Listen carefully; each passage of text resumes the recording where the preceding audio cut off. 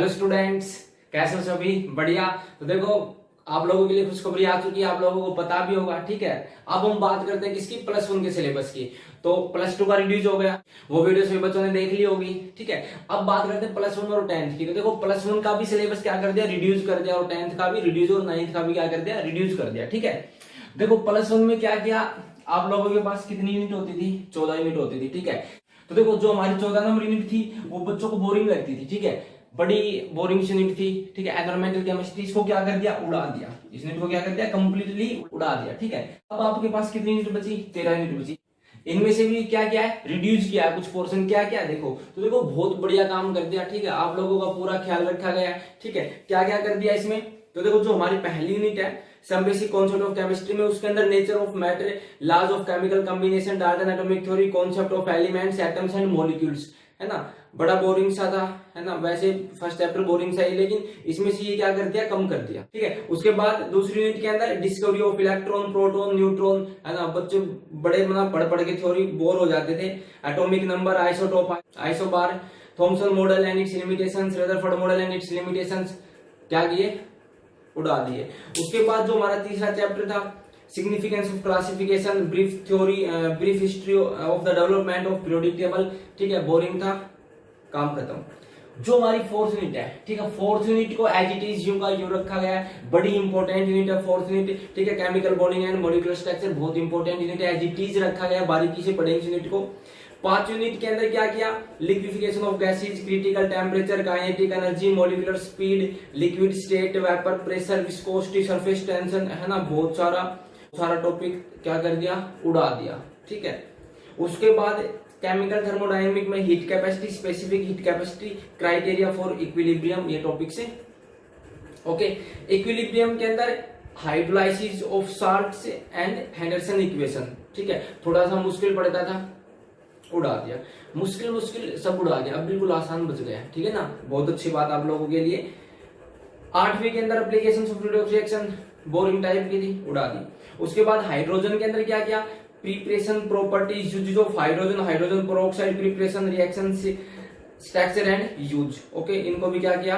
उड़ा दिया। उसके बाद एस ब्लॉक के अंदर preparation progress of some important compound, sodium carbonate, sodium chloride, sodium hydroxide, sodium hydrogen carbonate, biological importance of sodium and potassium, और ये सारा आप लोग पढ़ लेना। क्या कर दिया? खत्म कर दिया। तो बिल्कुल छोटी सी यूनिट बची, अब कौन सी? एस ब्लॉक एलिमेंट, सिंपल सी बच गई बस। पी ब्लॉक एलिमेंट में क्या किया? Borax, boric, boron, hydrides, aluminium. ठीक है, कार्बन वाले में क्या कर दिया? Use of some important compound, oxide important compound of silicon and few uses silicon tetrachloride. ठीक है, बोरिंग सी थ्योरी थी। ठीक है, ये भी क्या करते? उड़ा दे, ये भी थोड़ी सी बची है। उसके बाद ऑर्गेनिक केमिस्ट्री के अंदर हमारा जो लास्ट पार्ट आता था, ठीक है, बड़ा ही बच्चों को डिफिकल्ट लगता था, बोरिंग भी लगता था, और एक्सपेरिमेंटल था वो। तो मतलब उसको पढ़ने में बच्चे इंटरेस्ट बिल्कुल नहीं लेते थे। Method of purification, qualitative and quantitative analysis को भी क्या कर दिया? उड़ा दिया। ठीक है, हाइड्रोकार्बन्स के अंदर free radical mechanism of halogenation, combustion and pyrolysis को भी साथ साथ भेज दिया। और चैप्टर नंबर 14 तो कंप्लीट ही क्या कर दिया? उड़ा दिया। ठीक है, तो ये आप लोगों के पास प्लस वन का जो सिलेबस है वो जो रिड्यूस कर दिया वो है। ठीक है, अब सारे बच्चे अच्छे से पढ़ लेंगे। थोड़ा सा सिलेबस हमारे पास बचा है, पहले आसान थी, अब और भी आसान हो गई। ठीक है, यदि बात करें 10th की, तो देखो 10th के अंदर यदि बात करें हम 10th की, तो 10th के अंदर क्या क्या रिड्यूस किया इन्होंने? 10th के अंदर मैं बात कर रहा था केवल केमिस्ट्री की। ठीक है, तो केमिस्ट्री के अंदर जो हमारी पहली यूनिट है वो एज इट इज है, दूसरी यूनिट भी एज इट इज है। ठीक है, जो तीसरी यूनिट है मेटल एंड नॉन मेटल वाली, उसके अंदर क्या किया? जो मेटलर्जिकल प्रोसेस थी, ठीक है, वो हमने पढ़ा था। कैल्सिनेशन, रोस्टिंग किस प्रकार से क्या करते हैं, उनको हटा दिया। कोरिजन को हटा दिया। ठीक, और कोरिजन से किस प्रकार से बचते हैं उसको हटा दिया। उसके बाद फिर fourth unit carbon and its compound में से कुछ हटा दिया। ठीक है, क्या क्या हटा दिया?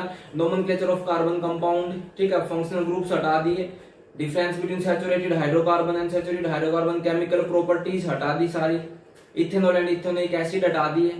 ठीक है, सोप डिटर्जेंट हटा दी। मींस कार्बन इट्स कंपाउंड अब बिल्कुल छोटी सी यूनिट बची है, सिंपल सी बची, कुछ भी नहीं बचा। ठीक, और जो 5th यूनिट थी हमारी, ठीक है, पीरियोडिक टेबल वाली, वो एज इट इज है। ठीक है, तो इसके अंदर जो चेंज किया है वो यूनिट, वो चैप्टर नंबर 3 और चैप्टर नंबर 4, इन दोनों में चेंज किया है। ठीक है, और एज इट इज है। ठीक है।